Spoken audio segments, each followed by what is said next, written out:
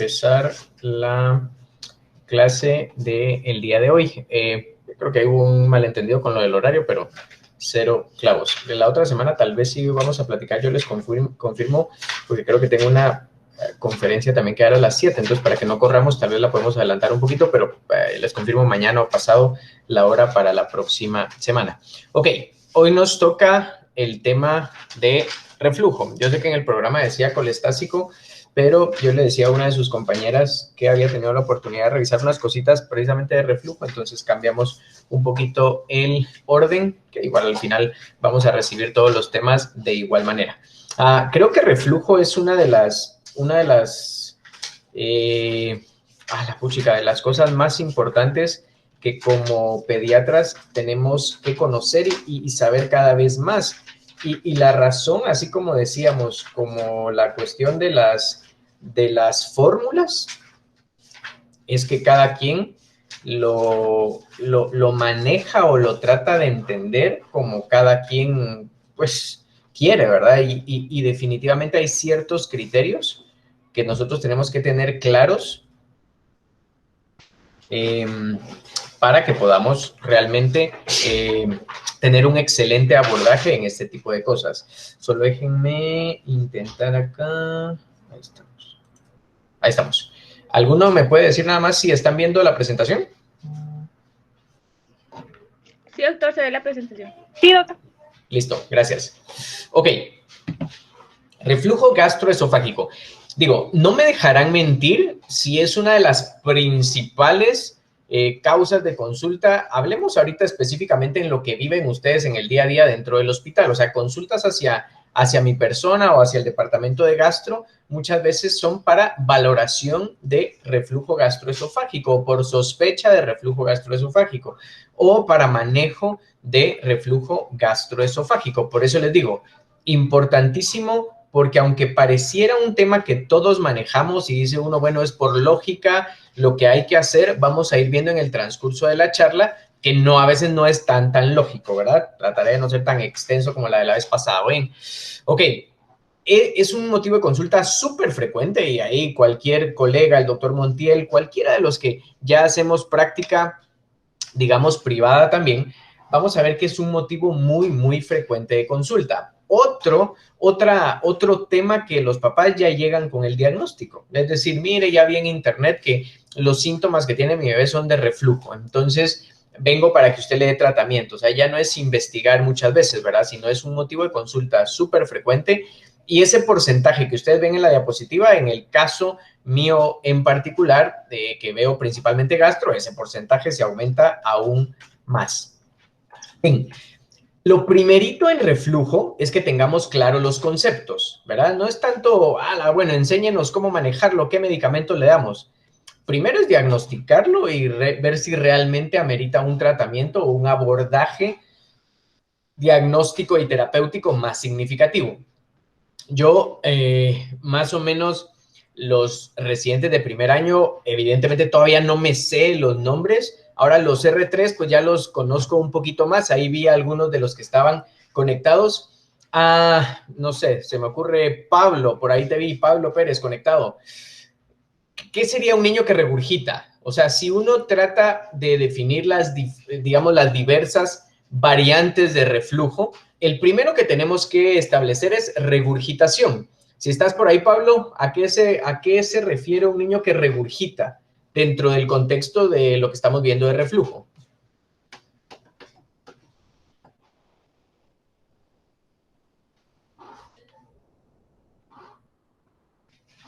Pablo. Bueno, si no está Pablo, Andreita Palma, también la vi por ahí. Geser, electivo que hizo en gastro, a ver, que se demuestre. ¿Qué es un niño que regurgita? O cualquiera de los R3, pues, que quiera participar. Es Hola, un niño. doctor. A ver.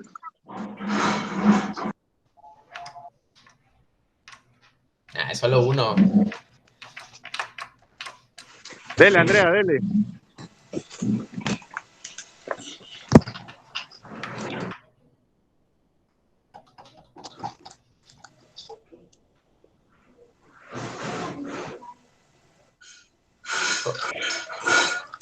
¿Ninguno?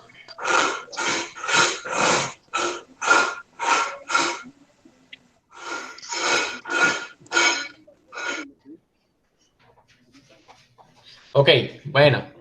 Si ninguno se anima, a ver si en el transcurso de la... ¿Se van Doctor, animando? Perdón, Sí. es que hablé con el micrófono apagado.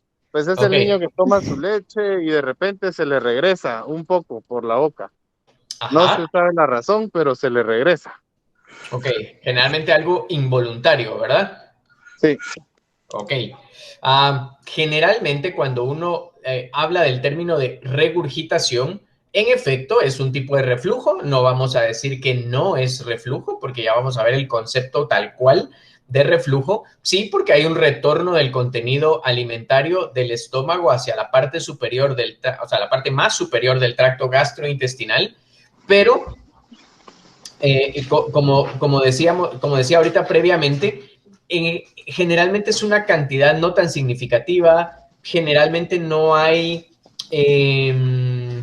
manifestaciones o datos de alarma, generalmente la cantidad, como les decía, no es tan significativa y por eso es que dentro de las definiciones que, por ejemplo, en inglés le ponen happy speeder, en español decíamos la vez pasada que es el vomitador feliz.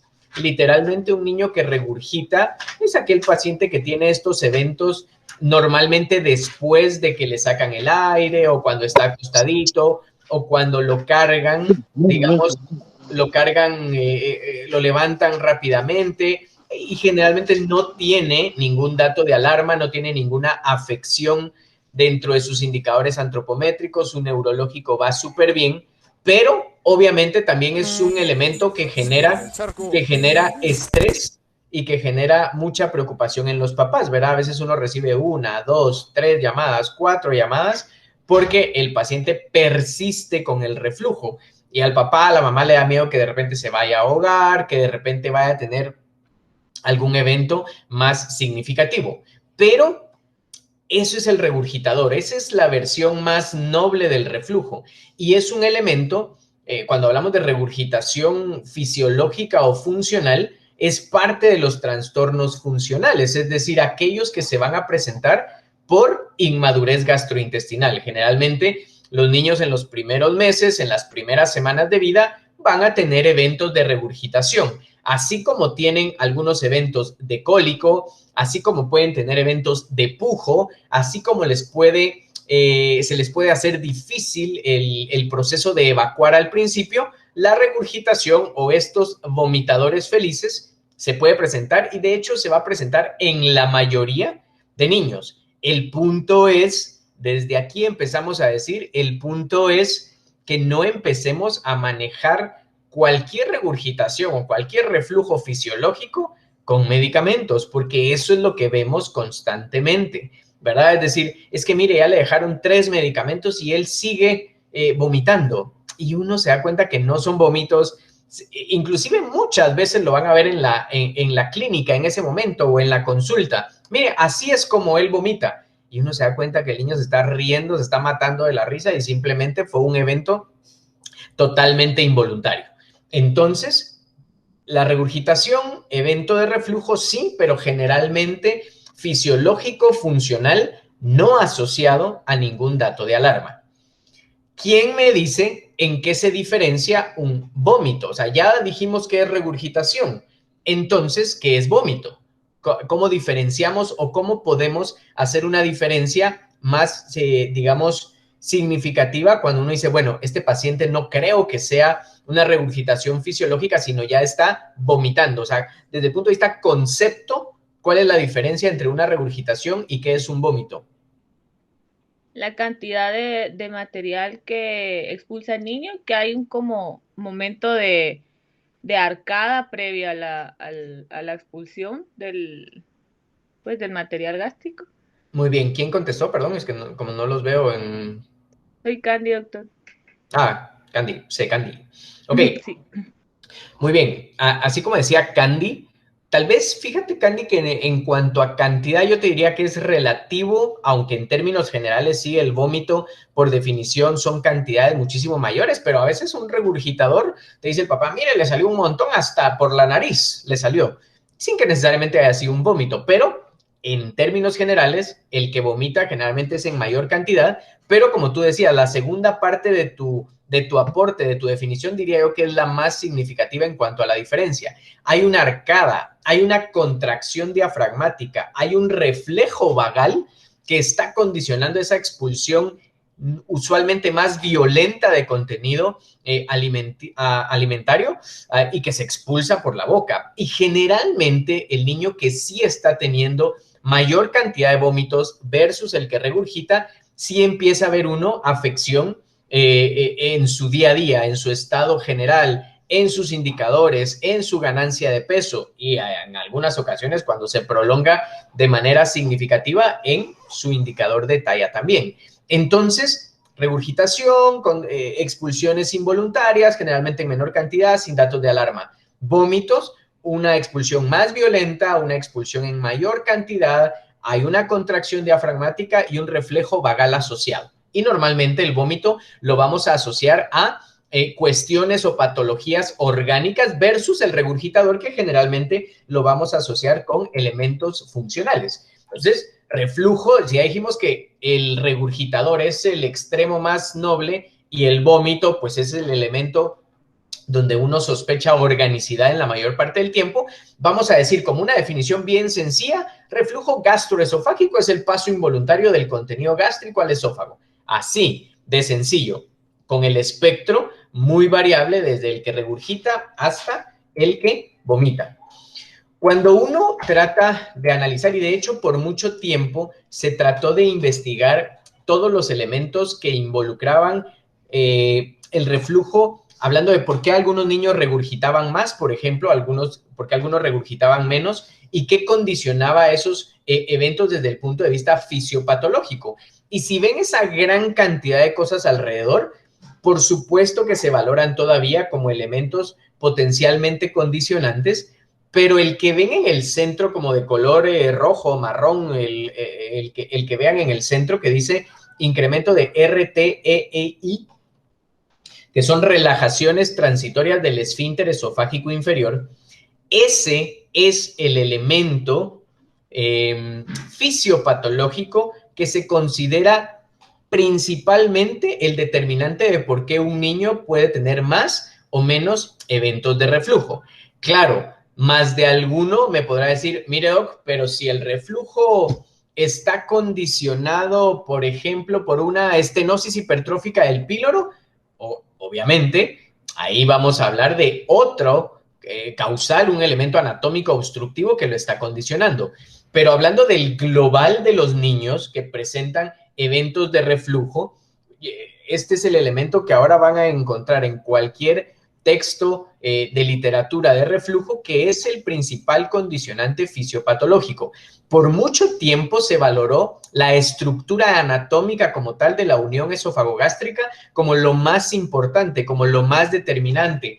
Si, por ejemplo, la incisura era súper aguda, entonces condicionaba a más eventos de reflujo. Si los pilares diafragmáticos condicionaban más eventos de reflujo, es decir, lo anatómico por mucho tiempo se consideró lo más importante. Sin embargo, con todo el desarrollo de la neurogastroenterología, los estudios de motilidad, se ha documentado que este es el elemento más importante. Por supuesto que no es que a cualquier niño que regurgite vamos a estar pensando hacerle una manometría esofágica para ver las presiones de los esfínteres y ver cómo están las relajaciones del esfínter. Por supuesto que no. Pero para fines de investigación, digamos, toda la gente que ha hecho los estudios a través del tiempo, esto es lo que se ha documentado como el elemento más importante. Siempre vamos a tener factores protectores, siempre vamos a tener factores agresores que pueden condicionar más o menos eventos de reflujo. Ahí les pongo algunos anatómicos, disfunciones de motilidad, por ejemplo, hiperproducción de ácido, producción de bilis, producción de enzimas pancreáticas, es decir, todos estos elementos en conjunto van a generar un equilibrio que debemos de tratar de optimizar en el caso de todos los niños.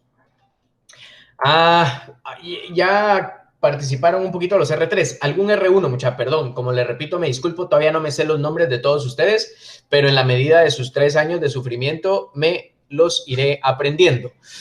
¿Quién quiere participar? Aquí no es cuestión de me voy a equivocar, qué pena, que me van a escuchar, igual se está grabando, no importa.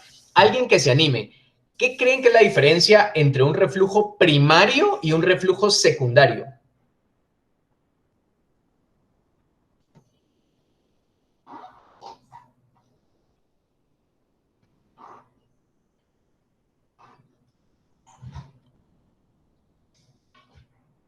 Y si no se anima ningún R1, algún otro R3.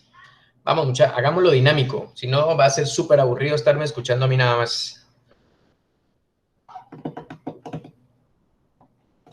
Primario podría ser por un defecto a nivel del esfínter esofágico inferior, pegaría, y secundario a, no sé, a alguna enfermedad gastrointestinal, algún proceso infeccioso. ¿Quién participó, Pablo? Sí, doctor. Ok, Pablo. Sí, vas bien. La de secundario te diría yo que no. O sea, la primera que dijiste, cuando hablamos de un reflujo primario, es porque algo en el tracto gastrointestinal está condicionando los eventos de reflujo, ¿sí? Sea inmadurez, sea estenosis hipertrófica del píloro, sea una hernia hiatal. O sea, algo del tracto gastrointestinal te condiciona los eventos de reflujo. Y secundario es cuando hay alguna afección fuera del tracto gastrointestinal y que de manera secundaria está condicionando los eventos de reflujo, ¿ok? Esa es como una primera, hay varias formas de clasificar el reflujo. Esta es como una bastante común se origina en el tracto gastrointestinal, es primario, se origina por fuera del tracto gastrointestinal, sería secundario.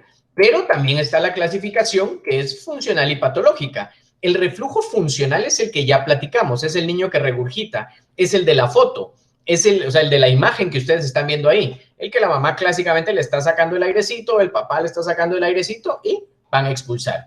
Todos los que somos papás, y si aquí en los que están conectados alguno ya es papá o es mamá, a todos nos han regurgitado más de alguna vez nuestros hijos, porque es un evento totalmente esperable en las primeras semanas o en los primeros meses de vida. No vamos a volver a repetir eso.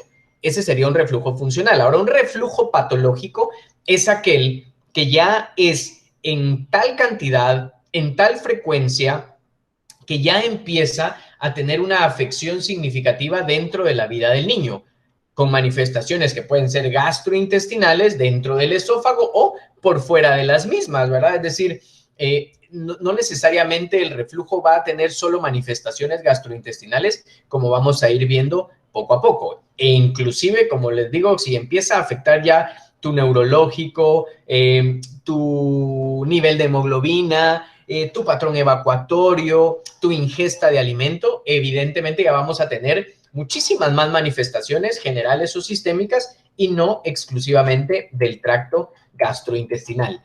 Este término, ojalá que se nos quede bien, que trato en la medida de lo posible, cuando platicamos ahí en el HOSPI o están rotando conmigo, de que este término, el famoso ERGE o enfermedad por reflujo gastroesofágico, no es sinónimo a yo estoy investigando a un niño por reflujo. A mí me envían interconsultas en el hospital o también a nivel privado, mire, necesito su valoración de este niño por ERGE, ¿verdad? O sea, ya se establece como el diagnóstico de enfermedad por reflujo gastroesofágico. Y es bien importante entender que si yo voy a poner esta impresión clínica o voy a poner este diagnóstico, es porque ya tengo datos, como dice la diapositiva, de que el reflujo patológico ya es tan significativo que ya inclusive hay una afección o un daño a un órgano blanco en específico, ¿verdad? O sea, ya es tan, por ejemplo, si yo le hiciera una endoscopía a un niño que estamos abordando por reflujo y tiene datos de esofagitis, pero grosera, significativa, yo puedo decir que ese niño tiene una enfermedad por reflujo, porque ya hay un órgano blanco que se afectó por los episodios tan constantes y repetidos de reflujo que tiene ese paciente. Ahí sí entra el término de ERGE. O, por ejemplo, lo más clásico que vemos en el hospital, mire, doc, este paciente ya tiene 3, 4 neumonías, ha ingresado 3 o 4 veces por neumonías a repetición, todas apicales, bla, bla, bla, ya sabemos la historia clásica. Y entonces ahí pudiese decir uno que ese paciente tiene una enfermedad por reflujo. ¿Por qué? Porque ya hay una afección a un órgano blanco y ni siquiera es gastrointestinal, es a nivel de tejido, a nivel de tracto respiratorio, ¿verdad? Entonces, importantísimo, ¿verdad? Ustedes, reflujo, y repasémoslo rápidamente. Reflujo, retorno del contenido del estómago al esófago, punto. Regurgitación, aquella fisiológica, aquella funcional, que en menor cantidad, involuntaria, no datos de alarma. Vómito, el que ya generalmente tiene una cantidad más significativa, hay datos de alarma en muchas ocasiones, hay afección en cuanto a la ingesta, hay una contracción diafragmática, hay un reflejo vagal asociado. Y si yo considero que ya tiene ERGE, y lo pongo, lo escribo como tal, es porque me consta que ya hay una afección a órgano blanco, ¿ok? El diagnóstico, y ustedes dirán, la clásica diapositiva de la historia clínica es lo más importante, pero sí, lamento decirles que para cuestión de reflujo, aunque hay miles de estudios que igual vamos a ver dentro de algunas diapositivas, el diagnóstico principalmente va a ser clínico. Ojo, que también se hace muchas veces un sobrediagnóstico de reflujo y ahí al final lo platicaremos y el doctor Montiel no me dejará mentir. A veces, niño que no duerme, es reflujo. Niño que ronca, es reflujo. Niño que tiene mucho hipo, es reflujo. Digo, sí es una afección que nosotros podemos ver en la clínica, yo no estoy diciendo que no exista, pero también a veces, así como hablábamos la clase pasada cuando decíamos lo de las fórmulas y que a la pobre lactosa le echan la culpa de todo lo que les pasa, pues el reflujo es otro pobre que también le echan la culpa de todo lo que le pasa a los niños, pero uno tiene que tener la capacidad de determinar si hay o no hay en primer lugar y si lo hay, si es algo funcional o fisiológico que no necesita tratamiento o si es patológico y si necesita algo más como tal. Claro que es bien diferente o difícil cuando son lactantes, ¿verdad? Ustedes, es decir, si el vómito o la cantidad de expulsión es más significativa o más recurrente o en mayor cantidad, si además de eso el paciente se torna siempre irritable, no logra conciliar el sueño, hay un rechazo al alimento, una alteración de ganancia de peso, alteración en sueño o empiezan a haber afecciones respiratorias asociadas. Uno de los diferenciales, no estoy diciendo que si uno cumple esos criterios, ¡pum!, es reflujo. Uno de los diferenciales puede ser reflujo gastroesofágico, que si se dan cuenta, esos criterios van más con un reflujo patológico, ¿verdad? Es decir, el funcional normalmente no va a estar tan irritable, va a ser un niño feliz que a cada rato expulsa alimento, pero no rechaza el mismo, no es que se estén afectando sus indicadores. Entonces, si uno ve esta serie de manifestaciones en un lactante o un niño en los primeros meses de vida, pues uno de los diferenciales debiese ser reflujo gastroesofágico. Si son niños mayores, ahí tenemos un poquito más de, digamos, de apoyo del niño per se, porque ya te puede referir cómo siente esos episodios que la familia refiere como reflujo, ¿verdad? Porque mira, es que yo siento que él padece de reflujo y el niño ya te puede decir, pues sí, me acuesto y se me regresa, o cuando como algo sumamente grasoso o algo con lácteos, siento que se me inflama y entonces se me regresa, se me repite, ¿verdad? Ese término que escuchamos, se me repite la comida, tengo un dolor y el dolor pues ya lo puede localizar el paciente. A veces, si ya estamos hablando de cuestiones más significativas, pues dificultad para tragar o dificultad al momento de ingerir, si han tenido ya procesos respiratorios más significativos como los que se demuestra a ese nivel, pues entonces ya tenemos herramientas un poquito más más específicas para ese niño en particular, a diferencia de los lactantes, que ahí sí le tenemos que dar mucho a la historia con los papás principalmente o las personas que lo cuidan en el día a día. Las cuestiones cuando ustedes vean un paciente en el HOSPI o en su clínica posteriormente, aparentemente por reflujo, esto es lo primero que tienen que tratar de descartar, los datos de alarma. ¿Por qué? Porque si hay datos de alarma, ok, eso probablemente es orgánico y ahí sí tengo que actuar más rápidamente y tengo que mandar a hacer, en la mayoría de veces, estudios diagnósticos complementarios. Si están investigando un niño que la familia dice que, mire, vomita, pero vomita verde, ahí piensen evidentemente que está obstruido hasta que se demuestre lo contrario.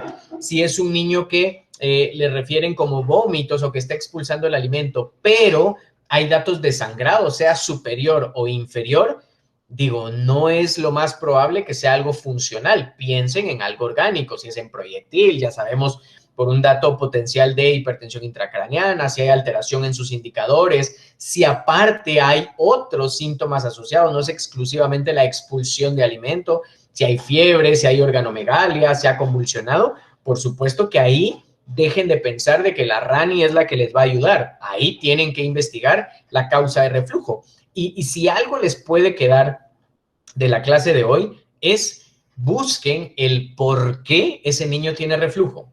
No sé si graben un cassette y se lo ponen en las noches y que diga, si es reflujo, no es qué medicamento voy a dejar, es por qué ese niño tiene reflujo. O sea, yo a lo que tengo que llegar es por qué. Llego a la conclusión de que es por inmadurez, perfecto. Llego a la conclusión de que es por alergia a la proteína de la leche, perfecto. Llego a la conclusión que es porque tiene una hernia hiatal, perfecto. Eso es lo que yo tengo que llegar a documentar. No simplemente es que expulsa alimento, perfecto, ahí va la RANI y el prokinético.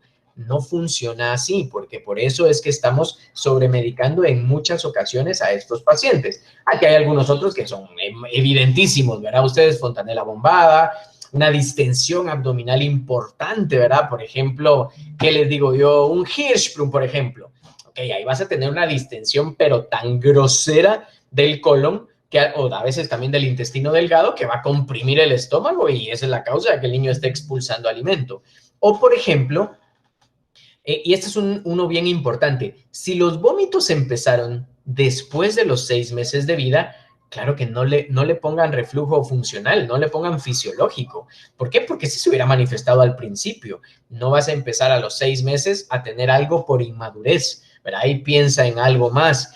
O ahí tenemos una variable importantísima que es el inicio de alimentación complementaria. ¿Será que algo me está generando reacción con el nuevo estímulo, con los nuevos antígenos o cualquiera de todas estas otras que ustedes ven en la diapositiva? Si tienen cualquiera de esas, ojo, ahí sí hay que hacerle estudios. Si no tiene ninguna de esas y la historia va más con una regurgitación, no es necesario. En la mayor parte, y les dije ahorita en la mayor parte, pero tendría que ser en todas los casos, no es necesario que yo realice estudios diagnósticos. Que en la vida real, en el día a día, a veces uno como pediatra se siente presionado por la familia de, ay, mejor le mando a hacer, no vaya a ser qué. Eso yo creo que sería, ¿cómo se llama? Un mentiroso decir que a veces uno no se siente presionado por hacer algo más, por pedir algún estudio, pero en general no debiésemos hacerlo, sino tratar de dar ese plan educacional de que no existen todos estos datos de alarma para que la familia esté un poquito más tranquila. ¿Qué tengo que investigar yo en un paciente en el que investigo por reflujo? Lo primero es, digamos, qué tan frecuente es, porque mire, consulto porque a veces vomita. ¿A veces cuándo es?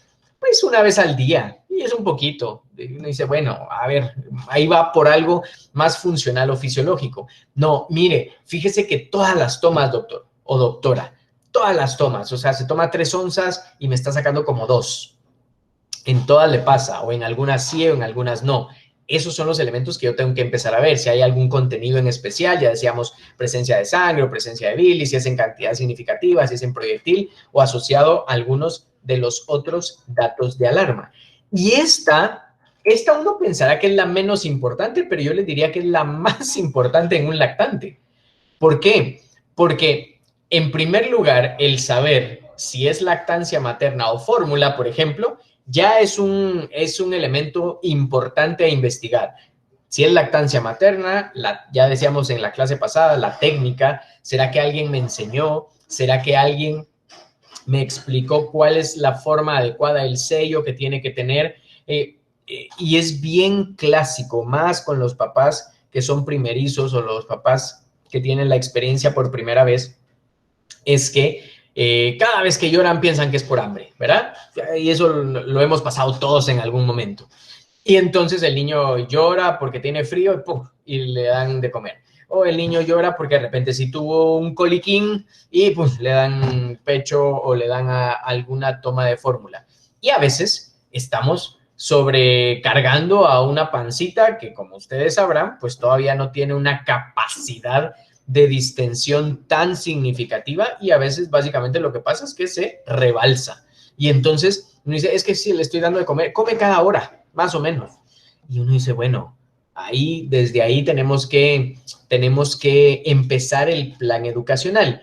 Y más de alguno dirá, a ver, doc, pero ¿y si es lactancia materna? Siempre nos han dicho que esa demanda de lo que el niño quiera. Sí, estoy de acuerdo, pero si empieza a haber uno, por ejemplo, episodios muy seguidos no solo de regurgitación, sino ya a veces en cantidades más significativas, uno puede modular a veces un poquito el tiempo sin dejar la premisa de a demanda, como nos dicen generalmente los libros o la literatura, por lo menos para darle chance a ese estómago a que tenga un vaciamiento un poquito más regular.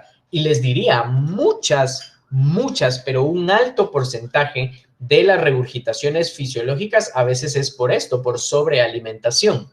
Y si pasamos al terreno escabroso de las fórmulas, no solo el tipo de fórmula, sino la forma de prepararla también puede condicionar eventos de reflujo.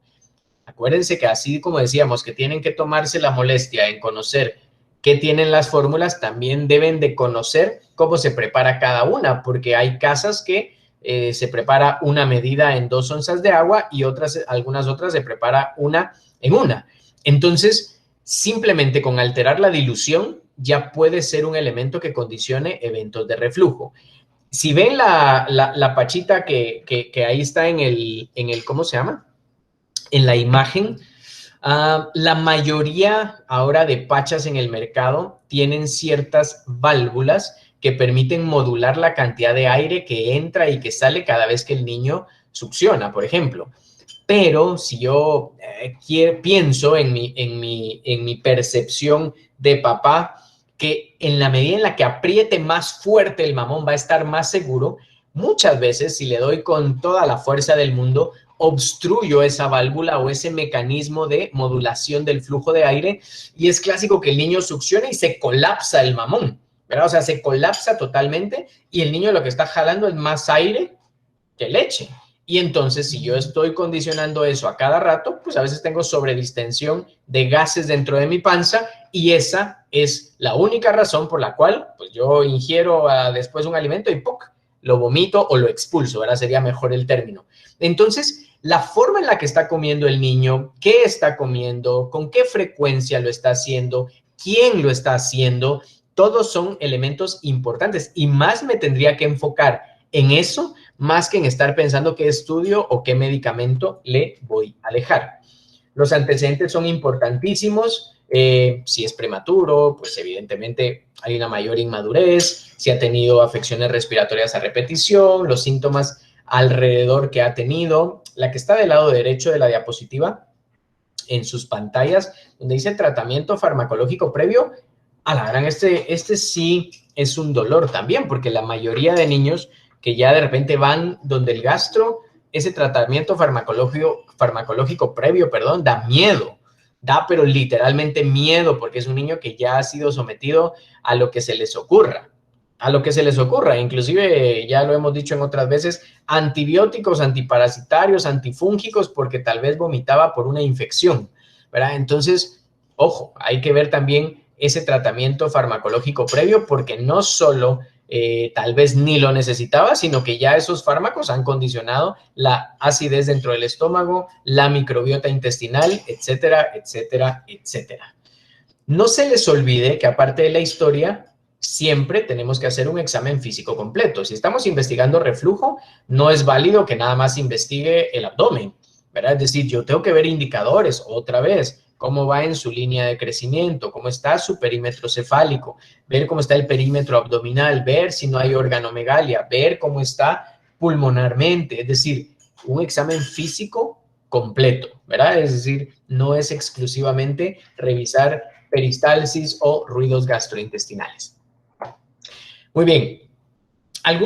Les ponía este par de diapositivas porque son algunas cosas frecuentes que vamos a ver en la práctica como causales de reflujo. Uno de los principales de manera secundaria va a ser la alergia a la proteína de la leche de vaca. Sé que tenemos una clase específicamente de eso, pero no está de más mencionar que es una de las principales causas de reflujo gastroesofágico patológico. Y el problema es que si no la documentamos, o sea, si no la identificamos como tal, clínicamente, porque ya veremos en la clase de alergias que las pruebas, la verdad, al principio no son tan significativas o no deberíamos hacerlas de manera tan usual o recurrente, pero es una de las causas que nos dan reflujo que no mejora. Es que, mire, ya le pusimos fórmula AR, mire, es que ya le cambiamos 1000 veces de fórmula. Si uno no tiene el concepto o no tiene la impresión clínica de alergia, siendo esta la causante de la reacción inflamatoria importante,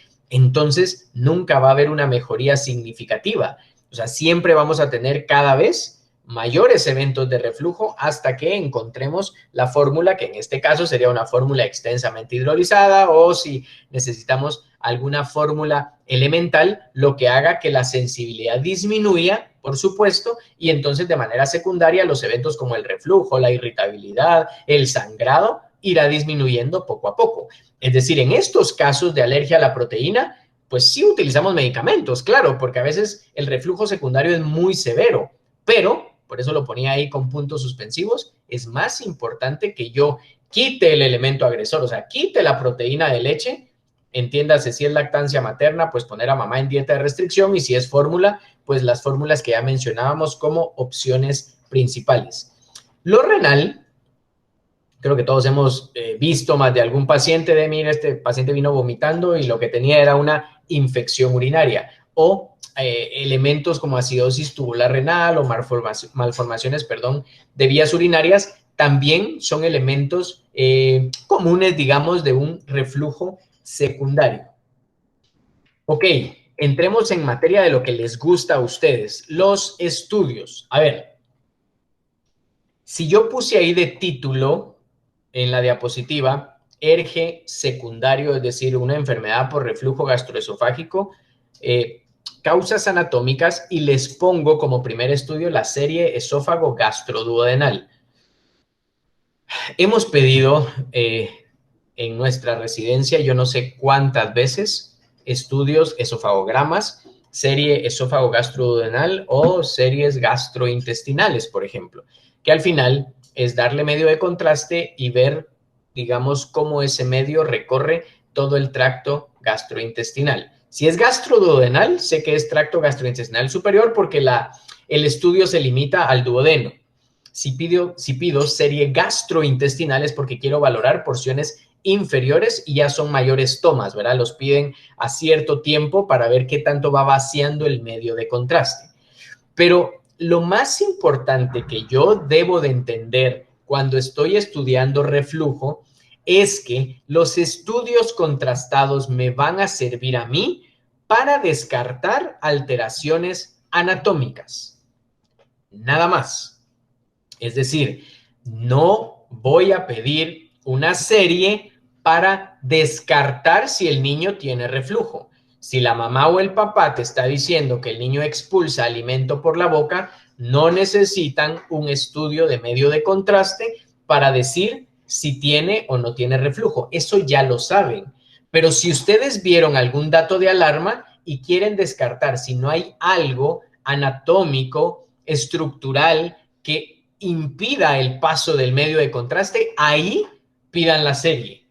¿Por qué no es un diagnóstico de reflujo como tal o de reflujo patológico como tal? Todos los seres humanos, todos tenemos eventos de reflujo en el día, y un lactante o un niño en los primeros meses de vida tiene aún más porque tiene muchísima mayor inmadurez gastrointestinal, tono del esfínter esofágico inferior, un vaciamiento gástrico que no es regular, un sistema nervioso entérico que apenas está madurando. Entonces, si ese niño tiene hasta más eventos de reflujo de manera normal o fisiológica más que un adulto, díganme ustedes cómo hace el buen radiólogo para asegurarme que los eventos que él me está describiendo ahí son los fisiológicos que tiene el niño o son patológicos. O sea, no se puede, no se puede. Y sé que todos hemos como adoptado la idea de que es un reflujo leve si llega al tercio inferior del esófago, moderado si llegó al tercio medio, severo si llegó al tercio superior. No, es decir, sí es una clasificación radiológica, pero no es una forma de documentar si el reflujo es patológico o no. Y aparte, si es un niño que está incómodo, que está molesto, que está llorando, que no le gustó el mamón de la pachita donde le dieron el medio de contraste, va a estar irritable. Pues, ¿qué creen ustedes? Que va a haber un montón de eventos que el radiólogo describa. Hay un retorno constante del medio de contraste hacia la parte superior del tracto gastrointestinal, seguro. Pero no es eso lo que yo estoy buscando. Entonces, cuando les llegue un informe en el HOSPI de reflujo 1, 2 o 3, olvídense de esa parte. De verdad, no olvídense, pues, pero no le den el principal valor diagnóstico. Vean la descripción que hace el radiólogo. Si pueden, vayan a ver las imágenes. Es decir, si les dice, hay un paso adecuado del medio del esófago al estómago y del estómago al duodeno, eso es lo más importante que ustedes quieren ver en una serie. Ver que no tenga, vuelvo a repetirles, una hernia hiatal, que no tenga una estenosis hipertrófica del píloro, que no tenga una membrana, o imágenes sugestivas de una membrana duodenal, por ejemplo, o hay algunos niños que, por ejemplo, pueden tener espasmo pilórico, que te da una imagen, digamos, parecida a una estenosis hipertrófica del píloro, por ejemplo, pero yo clínicamente ya vi que también tiene, ¿cómo se llama? Signos o síntomas de una alergia a la proteína de la leche. Entonces, en ese escenario me sirve la serie esófago gastroduodenal para descartar elementos anatómicos, estructurales, orgánicos que me impidan el paso del alimento.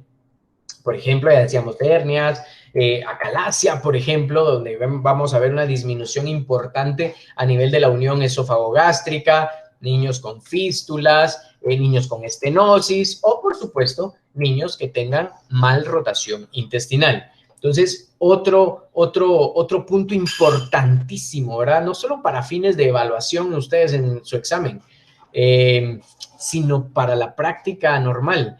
La serie debe de ser un estudio para descartar cosas anatómicas, no específicamente para ver si es un reflujo. Ah, bueno, es que como sí le salió grado 2, hay que darle tratamiento. Pues no necesariamente.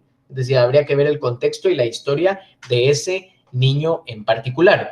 Y hay una parte en los estudios contrastados que, por ejemplo, en este tipo de pacientes que evidentemente el doctor Montiel tendrá muchísima experiencia en ello, los pacientes con algún problema neurológico, pueden haber alteraciones en el mecanismo de la deglución y a veces el niño saca alimento y se está abordando por reflujo y mire, ya le dimos todos los prazoles del mundo, los prokinéticos, y cuando uno lo valora, te das cuenta que lo que sucede es que ni siquiera es gastroesofágico, es un problema de la mecánica de deglución y ahí no tendría nada que ver el buen estómago, por lo menos de manera directa, pues. Es decir, uno ve tomar o ve la ingesta y te empiezas a ahogar o desde ahí, digamos, empieza el problema. No es que termine la toma y posteriormente empieza con la expulsión de alimentos, sino desde el momento en el que está pasando por la región bucal, desde ahí empieza el problema. Entonces, muchos de estos pacientes con algún elemento basal neurológico, parálisis cerebral infantil, aquel niño que hizo paro y quedó con secuelas importantes, puede tener no solo alteraciones en la mecánica de deglución, sino algunos otros de los que ustedes ven en la diapositiva también. Y entonces, si ustedes se dan cuenta o si hemos tenido la oportunidad de discutir más que todo en infantes es donde pasa muchísimo, ¿verdad? Mire, los de, no vamos a entrar en detalles ahorita de radiología, pero mira, es que solo le empezaron a describir desde el esófago. Y uno dice, bueno, me interesa saber, aparte de que clínicamente se le observe al niño cómo come, también ver si al momento en el que deglute hay fuga de medio de contraste, por ejemplo, hacia arriba, hacia narinas, hacia alguna otra porción de la vía respiratoria que me indique a mí que ese paciente tiene una alteración de la mecánica de deglución, que puede ser también estructural o que puede ser funcional por inmadurez, ¿verdad? O por alguna patología neurológica de base que pueda tener. Entonces, es importantísimo. Si ustedes pueden, cada vez que pidan una serie esófago gastroduodenal, pidan más mecánica de deglución, porque ahí entonces le recordamos al doctor de radiología que nos tiene que describir cómo pasa el medio de contraste desde la porción bucal.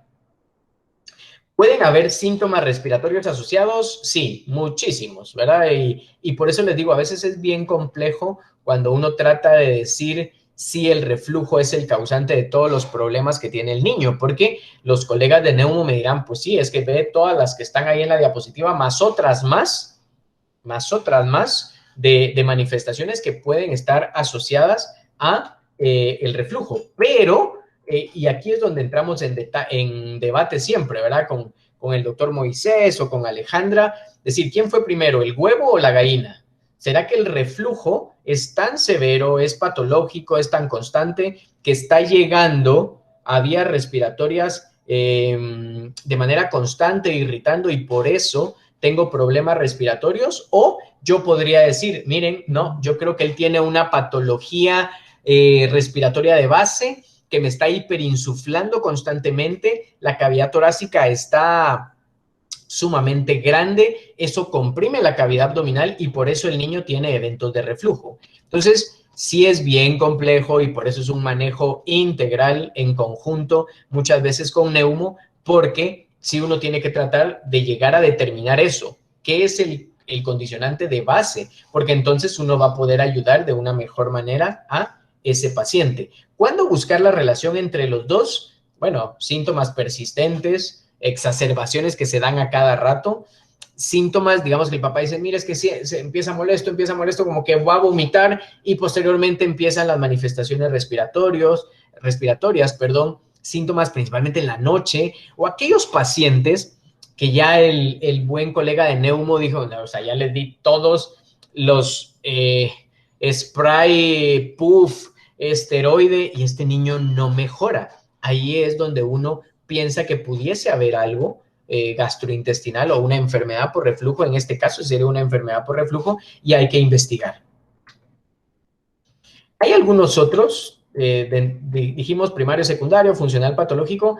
Hay un tipo de reflujo que es complejo cuando uno lo trata de abordar, que es el reflujo oculto, que es decir, hay presencia de eventos de reflujo que pueden llegar a dar manifestaciones importantes o problemas importantes, pero que a veces documentamos exclusivamente solo con estudio de pH e impedanciometría, que vamos a ver un poquito más adelante. Es complejo, es difícil, gracias a Dios no es tan común y frecuente. Y este de hasta abajo se los ponía ahí porque también es importante que recordemos que no todos los reflujos son ácidos. Es decir, no todos los reflujos van a mejorar con un inhibidor de bomba o con ranitidina o alguno de todos estos, ¿verdad? Hay reflujos no ácidos que debemos conocer también.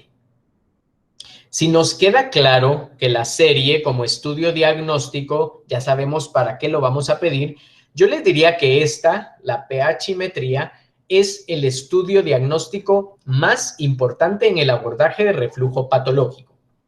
¿Que a todos los niños hay que hacérsela? No.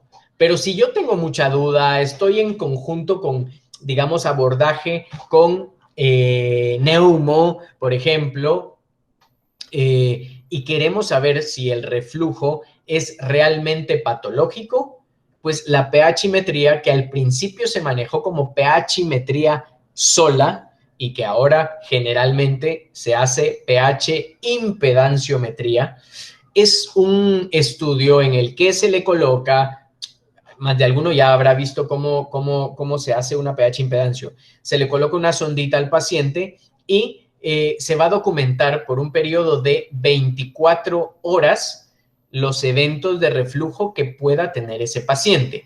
pero no simplemente va a documentar cuántos tuvo, va a documentar digamos, el tiempo que dura la mayoría de ellos. Vamos a ver cuántos fueron arriba de 5 minutos. También documenta cómo está el aclaramiento esofágico. También nos da mucha información de cuáles fueron los eventos más largos. Se hacen ciertos cálculos, ciertos índices en la que se valora qué tanto tiempo hubo pH por debajo de 4, considerando un nivel de acidez importante durante 24 horas. Así que por lógica y por sentido común, dígame cualquier colega R1, ¿en dónde está la punta de esa sonda de pHimetría? ¿O en dónde debe de quedar colocada?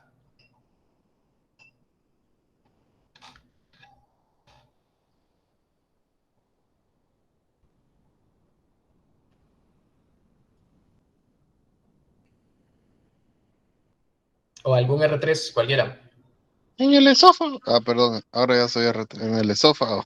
Ah, tranquilo, no sabía que era R3. Sí, en el esófago, obviamente, mucha, pero ¿en dónde? ¿En qué parte del esófago?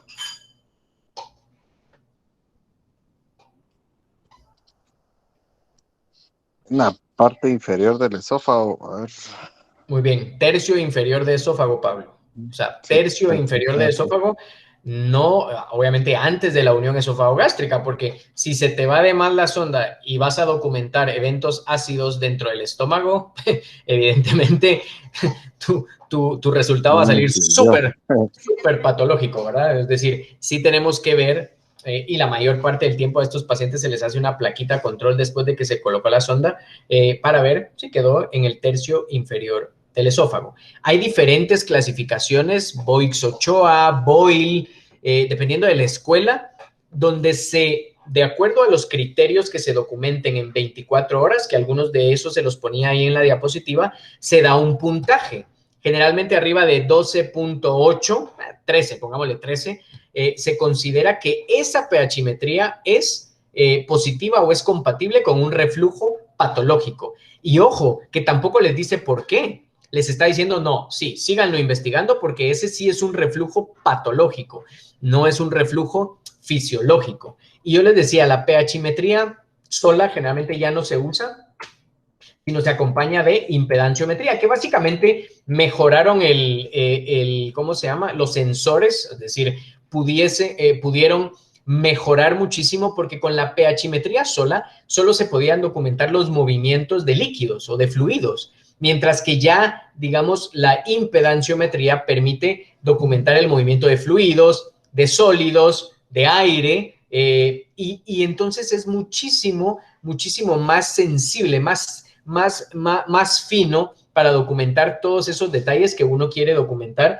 en 24 horas, inclusive detectando características en pequeñas cantidades. Mejora tu abordaje diagnóstico cuando es combinada, cuando es pH impedancio, mientras que cuando es la pHimetría solita, se nos pueden ir algunos de estos pacientes en particular. Y yo les decía, hay reflujos que son no ácidos, es decir, no necesariamente con alto contenido ácido. Y vean ahí 3 ejemplos de cosas que vemos ahora bien frecuentemente, que son giardia o parasitismo, por ejemplo, alergia a la proteína de la leche o una gastropatía asociada a Helicobacter pylori. Son ejemplos de patologías que nos pueden dar reflujo no ácido.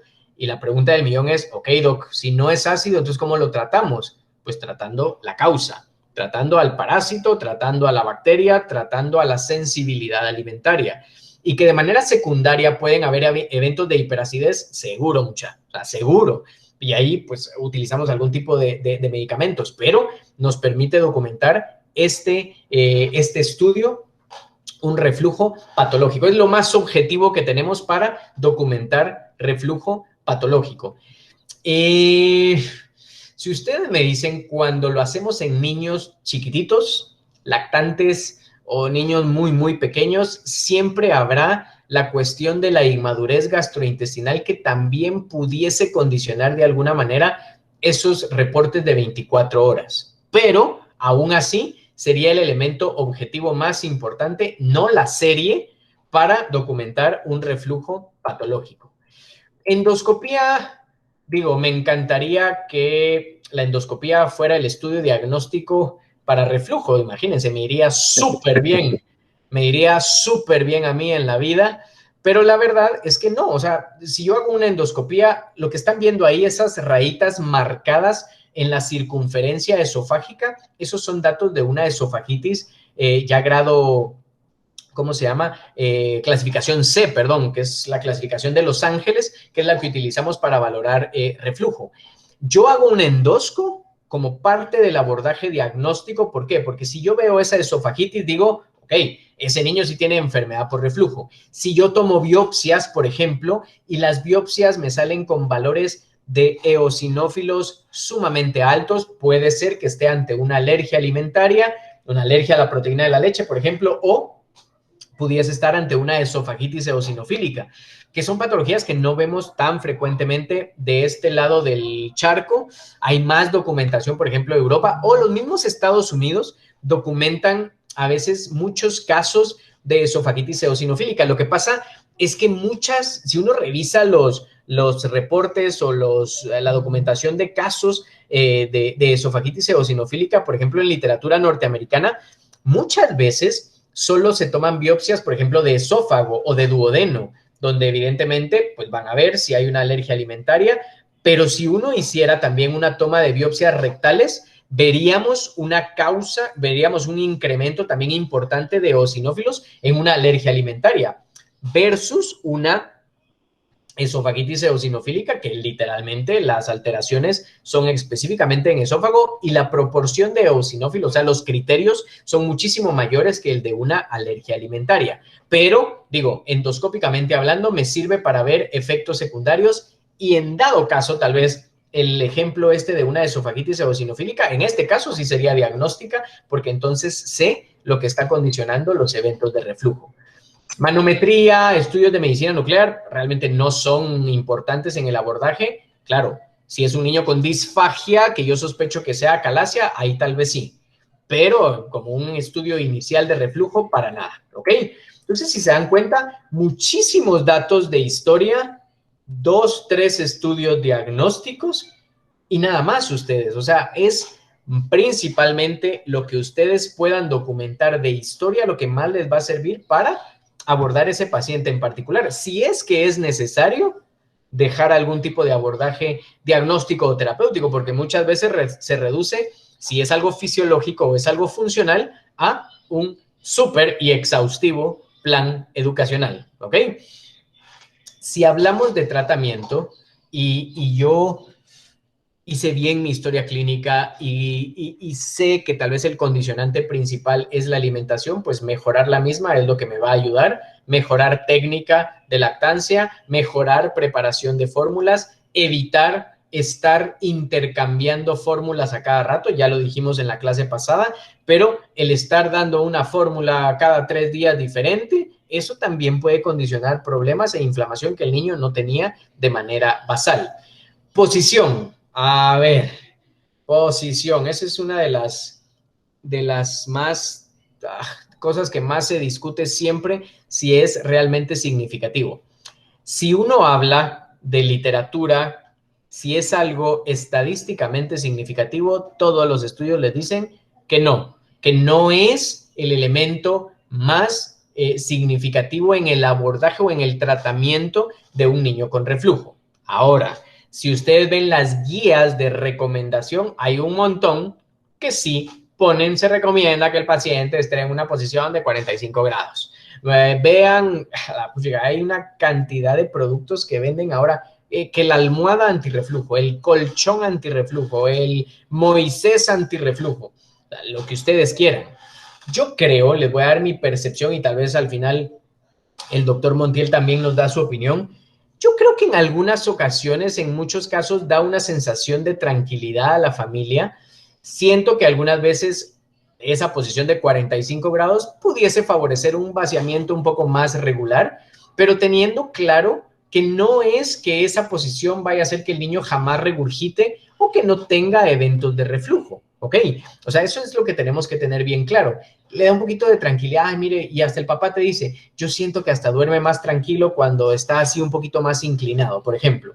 Y digo, está bien, pero no quiere decir que el pobre niño esté en posición de 45 o 24 horas al día, 7 días a la semana. Probablemente no en todos los casos es necesario hacer esta postura de manera tan constante o de manera tan frecuente.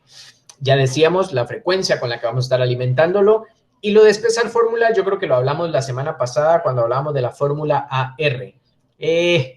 Pudiese servir en algunos casos, hay que tener cuidado cuando se hace de manera, llamémoslo así, artesanal, es decir, yo le agrego cereal a la fórmula porque me lo recomendaron, porque me dijeron, o porque mi mismo pediatra me lo dijo, o utilizar las fórmulas que dijimos que es mejor antirregurgitación.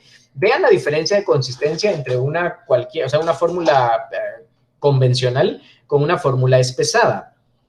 Entonces, sí, va a tener menos riesgo de que se regrese el alimento, pero sí puede afectar mi vaciamiento gástrico en algún momento si yo lo dejo de una forma o en un tiempo sumamente prolongado, ¿verdad? Es decir, valorarlo si yo considero que es por algo fisiológico o funcional, lo puedo dejar de manera transitoria y posteriormente regresar a las fórmulas de inicio o a la de seguimiento si fuera un niño arriba de 6 meses. Esta diapositiva del tratamiento es también una de las más importantes. ¿Por qué? Porque todos los que están ahí yo creo que los hemos visto, los hemos usado y los hemos prescrito. Y depende, ¿verdad? Es decir, si yo hablo de los bloqueadores de H2, que pues evidentemente el que usamos es la ranitidina. La ranitidina, el estómago tiene 3 vías o 3 tipos de receptores que se estimulan para producir ácido, ¿verdad? La ranitidina inhibe los receptores de histamina y por eso disminuye de alguna manera la producción de ácido dentro del estómago, pero tiene sus peros también, ¿verdad? Y uno de los principales o más importantes es que genera taquifilaxia, es decir, se llegan a saturar los receptores y ya no hay una disminución en esa producción de ácido importante. Si nos vamos a la número 2, que es la que les encanta ahora al mundo mundial, que son los inhibidores de bomba, que son todos los prazoles. En primer lugar, si uno ve las indicaciones, generalmente le dicen a uno utilizarlo arriba de 1 año. Y uno dirá, a la gran, pero casi que todos los niños, por ejemplo, con alguna patología importante, en el hospital les ponemos inhibidor de bomba. Sí, y ese es el famoso concepto de le voy a poner omepra para protección gástrica, ¿verdad? Y ese término hay que tener cuidado con él, ¿verdad? Porque ¿qué tanto estamos protegiendo al inhibir constantemente la acidez? Acuérdense que la acidez también tiene una razón de ser. O sea, no es porque yo quiera que el estómago sea ácido o que no quiera que el estómago sea ácido. Tiene una razón de ser. Y si quito esa acidez normal del estómago, no solo afecto también activación muchas veces de enzimas, de enzimas pancreáticas cuando ya pasan a duodeno, o inclusive puedo generar también alteraciones en la modulación de la microbiota intestinal que tal vez apenas se está formando en ese niño. Entonces, yo no les estoy dando el mensaje de no, entonces de aquí en adelante jamás indiquen un inhibidor de bomba en un niño menor de 1 año. Digo, nosotros en el hospital vemos ese paciente súper complicado que tal vez lo va a ameritar. Pero piensen en su práctica cuando ya no estén viendo aquellos pacientes que refirieron del interior complicadísimos. Van a ver al niño normal, al niño convencional, al niño que ahí va y que el papá le preocupa que está expulsando alimento. Digo, no todo es sinónimo de RANI y no todo es sinónimo de algún prazol, que tenemos que decir que de todos los que hay, tal vez la molécula más fina o más pura es el esomeprazol, de todos. Y por eso es a veces el más caro. Digamos, el original es el Nexium, y aquí fuera cuestión de marcas, pero esa es como la de referencia y es súper caro, es muchísimo más efectivo. Sí se sabe que el esomeprazol más o menos entre 12 a 24 horas más de efecto antisecretor que los otros prazoles, para que lo tengamos en cuenta también. De ahí los que están para abajo, ustedes, protectores de mucosa, que el que usamos generalmente es el sucralfato, los prokinéticos o los antiácidos, a la uno sí tiene que pensar en una indicación muy, muy, muy clara para dejarlos. Es decir, si el protector de mucosa, ¿alguno de ustedes sabe cómo funciona el sucralfato? Bueno, tiene un montón de mecanismos por los cuales funciona, pero ¿alguien sabe por qué se le llama protector de mucosa?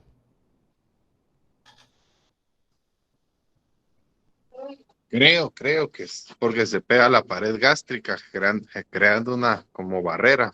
¿Y por qué se pega, Entre Pablo? el debe ser por alguna composición química que tiene. Está bien, te la paso solo porque estás participando. Digo, cuando uno tiene algo erosivo en el tracto gastrointestinal, piensen en un raspón, o sea, literalmente un raspón que todos hemos tenido. Traduzcan esa imagen de raspón dentro del estómago, por ejemplo. Entonces, si yo tengo algo erosivo, lo que está expuesto de manera anormal, generalmente son proteínas que tienen carga negativa. El sucralfato es una molécula con carga positiva. Entonces, si yo me tomo sucralfato y yo no tengo nada de inflamación, gastropatía erosiva o algo así, seguirá de largo y se elimina. Pero si en el trayecto negativo con positivo, pues así como decía Pablo, entonces se pega y forma una capa protectora. El punto es, ¿será que al mes de vida, a los 15 días de vida, yo he tenido algo tan serio y tan grave que me ha erosionado mi estómago o mi esófago que amerite sucralfato? Digo, si ustedes me dicen un niño de 5 años que tiene enfermedad péptica, ok, se los paso. Pero un lactante, a veces inclusive se para estreñiendo el niño por el sucralfato como tal, porque eso sí está descrito, que se puede estreñir un niño pequeñín por dosis altas de sucralfato a largo plazo. Entonces, ojo, o sea, también ver en qué, o sea, es un niño que tuvo sangrado gastrointestinal, pues ahí yo soy el primero en decir, ok, usémoslo, porque nos va a servir para ese proceso de cicatrización.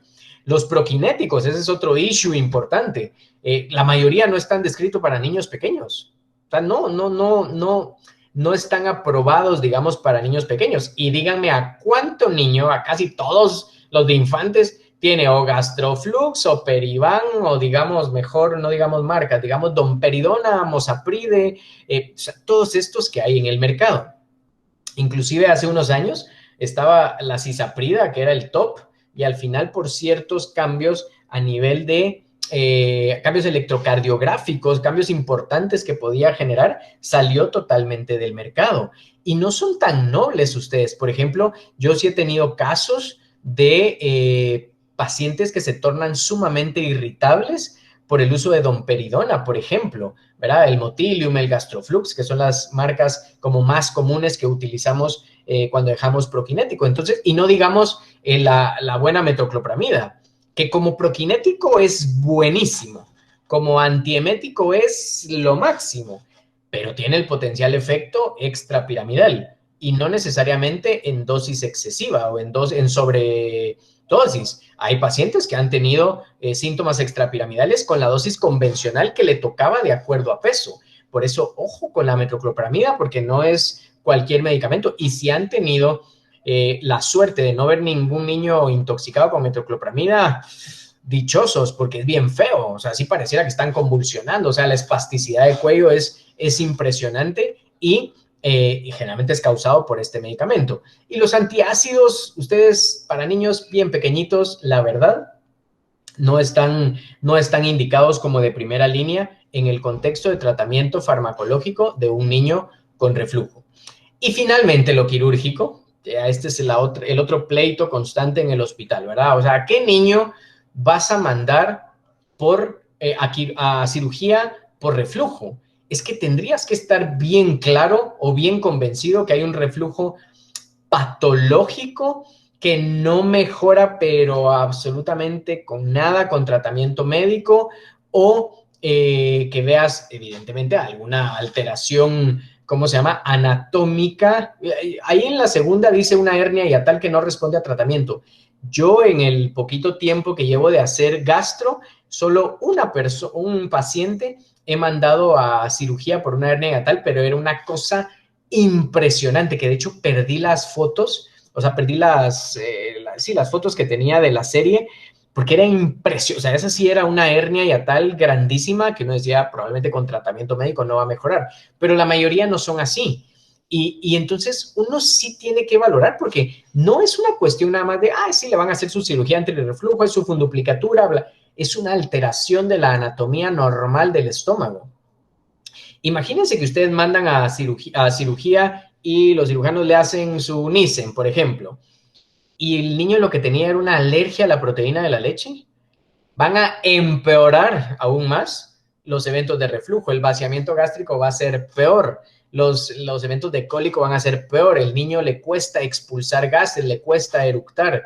Entonces, ojo, lo quirúrgico no es simplemente, este niño está vomitando mucho, hagámosle una Nissen o hagámosle una funduplicatura. ¿Por qué? Porque si ustedes ven esta diapositiva, vean, o sea, no es simplemente hacer apretadita la unión esofágico-gástrica, es alterar anatomía del fondo y muchas veces también del cuerpo del estómago. Complicaciones de reflujo o de un reflujo patológico, hay un montón ustedes, yo creo que las hemos hablado en el transcurso de toda la clase, generales, esofágicas, las respiratorias que ya mencionábamos, y lo importante es, como les digo, tratar de ir al origen. Si se los dije al principio, es porque creo que es el mensaje más importante cuando yo hablo de reflujo. No se estresen por ver qué estudio, no se vayan con la pinta de que es que me dijeron que el niño lo mandaron por reflujo, es que me dijeron de que tenía reflujo. Si es una sospecha, perfecto, pero sean objetivos para tratar de establecer, en primer lugar, si hay datos clínicos que lo sugieran, y entonces, si sí hay datos clínicos que lo sugieran, busquen la causa. Por ejemplo, vean, este es Alejandro y este es mi hijo. Es Fátima y esta es mi hija. Si ustedes ven, estos dos son los condicionantes más importantes que tiene el doctor Romero para reflujo gastroesofágico patológico. Ellos dos son los principales causantes de mis eventos de reflujo gastroesofágico patológico. Y más, creo que dentro de unos años la señorita de abajo va a ser la que me va a dar más eventos de reflujo. Pero eso es mi caso en particular. Ustedes con cada niño que vean, traten de establecer cuál es la causa puntual que está ocasionando sus eventos de reflujo. Y vuelvo a decirles, si llegan a la conclusión que es fisiológico, perfecto, plan educacional. Si vieron que es una estenosis hipertrófica del píloro, bueno, la sabiduría y ciencia y habilidad del cirujano resolverá su problema. Si es una membrana duodenal, igual. Si es una hernia hiatal, primero tratamiento médico. Si es alergia a la proteína de la leche, perfecto, hidrolizada o restricción a la mamá de proteína de leche. ¿Me entienden? No, el punto de la clase de reflujo no es cuáles son los mejores estudios diagnósticos, porque ya vimos que igual no hay muchos. Tampoco son tantas las opciones, digamos, de estudios diagnósticos. Es más lo que uno logre cachar o detectar dentro de la historia que le está refiriendo esa familia en particular. ¿Ok? Así que con eso terminamos la clase y, como siempre, dejamos tiempecito para las dudas que tengan. A ver, déjenme ver, voy a abrir la cámara para que vean que sí era yo. ¿Okay? Y comentarios, dudas. Hace no mucho tiempo vimos un paciente con el doctor Montiel en el Pilar, si se recordará, doctor, que era del doctor Gracioso. La complejo, ¿verdad? Ustedes, papás muy estresados, sumamente estresados, me acuerdo que venían sí de Masate o de Reu, no me recuerdo, con 2 eventos que literalmente la mamá se había ido corriendo y la mamá decía que el niño había hecho paro y que le había dado maniobras, que le había presionado el pecho y que el niño había vuelto a la vida y terminó siendo investigado por posible reflujo gastroesofágico. Se le hizo una pH impedancio que fue un dolor porque como que nunca estuvieron convencidos al 100% de ponerla, y entonces el niño, el residente del sanatorio que hizo turno ese día, sí dijo, mira doctor, ese niño jamás tuvo paz en 24 horas, ¿verdad? Estuvo irritable, estuvo molesto, la mamá llamaba, presionaba el botón a cada ratito, porque no es algo tampoco agradable. Y piensen en un niño mayor, eso no lo hablé cuando hablamos de la pH impedancio. Tampoco es tan sencillo poner una pH impedancio, no solo por el costo, que sí, pues tiene cierto valor económico importante, sino que imagínense un niño de 5 años que tiene que pasar con una sonda metida 24 horas sin que se la saque, sin que se la mueva, por ejemplo. Inclusive si ustedes ven el aparatito, ahí el papá tiene que estar documentando, apachas este botón porque ahorita está comiendo, ahorita dejó de comer, ahorita está parado, ahorita está acostado, porque entonces también te hace la relación el aparato de cuántos eventos estuvieron asociados a la alimentación, a la postura, y también te hace, mire, tosió varias veces y estuvo asociado en un 40% a eventos de reflujo. O sea, sí es información importante. Fin de la historia del niño. Gracias a Dios la pHimetría salió negativa. No sé, doctor Montiel, si usted lo volvió a ver, porque conmigo no volvieron a llegar. Pero sí es una causa frecuente de valoración. Era esta chiquita de Retaluleu, ¿ah? Sí. No, no la he vuelto a ver. Una oriental ella.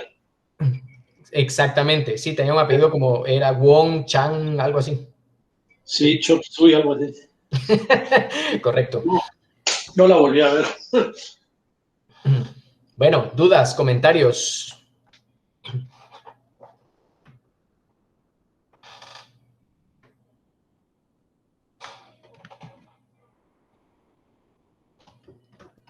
Muchas gracias por la clase, doctor. La verdad fue muy interesante y nos guía en un tema que lo agarramos, así como usted dice, por hecho, y a todos los tratamos por lo mismo, cuando los podemos complicar más por estar sobretratando el reflujo o tratando un poco muy agresivo, cosas que pueden ser fisiológicas. Gracias. Buenísimo, Pablo, de nada.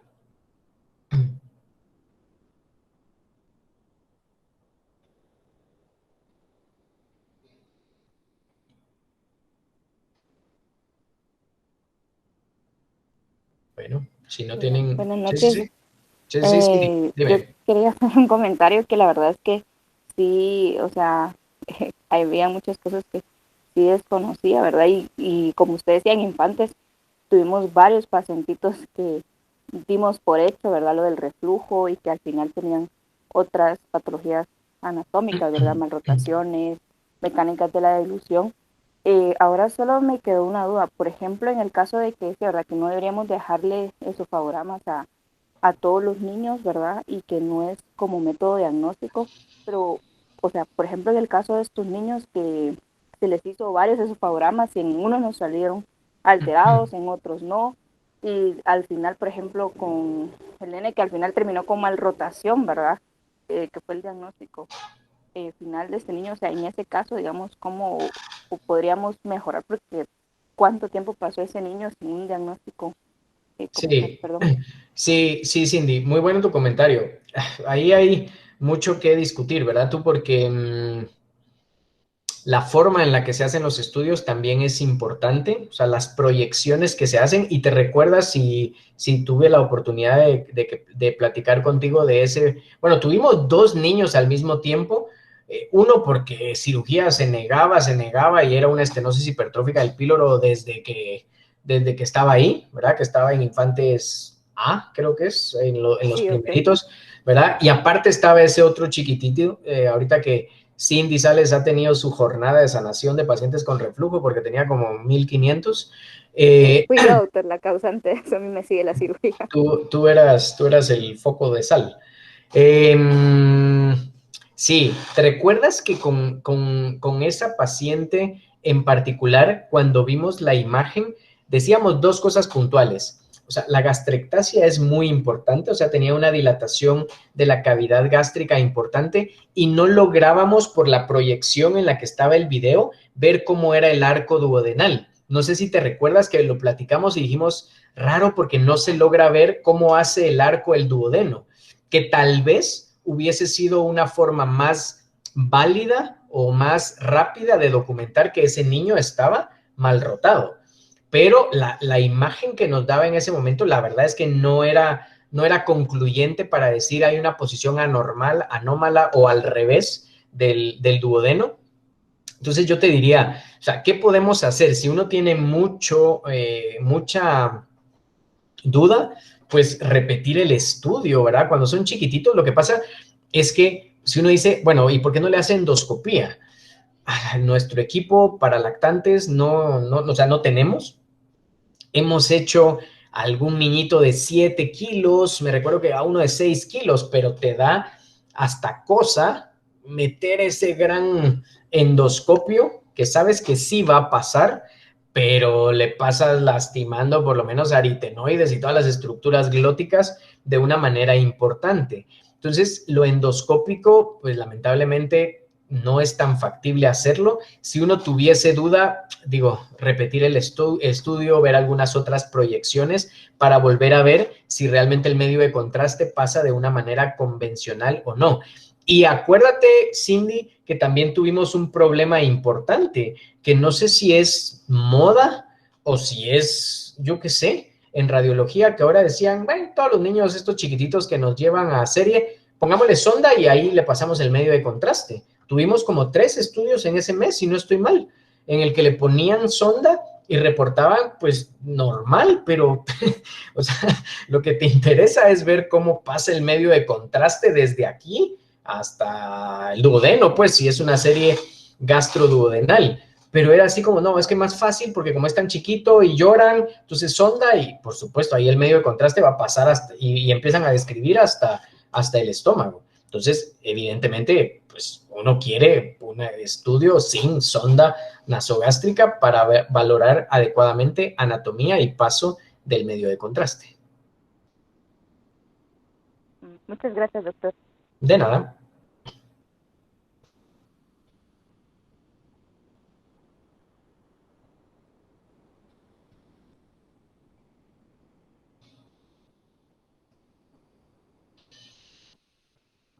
Bueno, si no tienen ninguna otra duda, pues ojalá que, como me hacía el comentario Pablo, pues sean cositas puntuales, ¿verdad? Ustedes, no, aquí no es hablar toda la fisiopatología y los estudios de motilidad que hay, porque pues qué aburrido para ustedes probablemente. Sino la cosa es puntualmente cuándo sospecharlo, cuándo realmente pedir un estudio, para qué me va a servir la endosco, la pH impedancio, cuándo realmente debiese valorar algún estudio, algún medicamento o cuándo realmente valorar algo ¿cómo se llama? Quirúrgico. Y ahí también, ¿verdad, doctor Montiel? Esta cuestión con cirugía neuro, gastro, de cuándo se le hace una funduplicatura a un niño o cuándo se le coloca una sonda de gastrostomía. Este será el eterno debate. En cuanto a criterios de que cada quien, a veces desde intensivo, ustedes saben que pues en intensivo son más agresivos, llevan 2, 3 días y es trauma y va, mejor traqueostogastrosto para un mediano a largo plazo y tal vez el niño evoluciona bien, a la semana ya está comiendo y pues ya tiene la gastrosto ahí. Digo, hay que ir valorando cada uno de estos pacientes para no tener como algo cuadrado, sino el contexto de cada uno, ¿verdad? Les pregunto rápidamente antes de que terminemos la sesión, la otra semana, si, como les comento, no me puedo desligar de esta actividad a las 7 con la finalidad de no estar corriendo tanto, ¿sería posible a las 5? O sea, pregunto, ¿verdad? Si no habría problema con adelantarla una horita solo, la del próximo miércoles. No, pues no había problema. Ahí les confirmo para que entonces tengamos claro bien la hora de la próxima semana y seguimos con las clases. Entonces. Gracias, doctor. Muchas gracias, Chapo. Gracias, doctor. Gracias, doctor. Que pasen una feliz noche. Buen provecho. Gracias, feliz noche. Gracias. Y disculpas a todos, porque el error de la hora fue mío, pero ya soy de la tercera edad, se me olvidan las cosas. Muchas gracias. Está bien, doctor. Buenas noches. Adiós. Gracias, doctor. A ver si se puede quitar ese florero y dejarla cargando ahí, ¿no?